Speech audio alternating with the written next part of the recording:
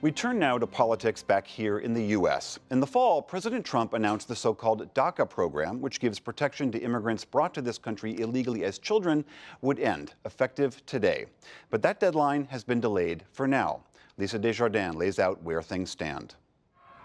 Everywhere we go, people want to know. For dozens of protesters marching toward the U.S. Capitol in support of so-called Dreamers, this was not a silent deadline. But it was only a symbolic one, as their issue sits in limbo. Attorney General Jeff Sessions announced last fall the DACA program would end by March 5th unless Congress acted. We firmly believe this is the responsible path. But Congress has not acted, despite flurries of meetings, including one where President Donald Trump seemed to embrace compromise. Let's see if we can get something done. 2 days later, he rejected the leading bipartisan deal. Democrats tried a 3-day government shutdown over the issue. The result? No action. The motion is not agreed to. Instead, the action has been in the courts. In January and February, 2 different federal judges temporarily blocked the Trump administration's plans, leaving DACA in operation for now, while lawsuits are pending.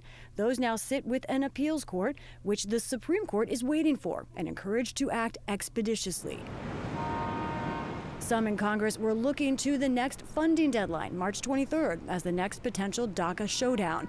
But today, the Senate's #2 Democrat, Dick Durbin, indicated this time his party won't tie immigration to the spending bill. I don't think that's going to include these other topics. I think it's going to be focused exclusively on spending. In the meantime, some 21,000 previous DACA recipients failed to reapply on time and now have no status.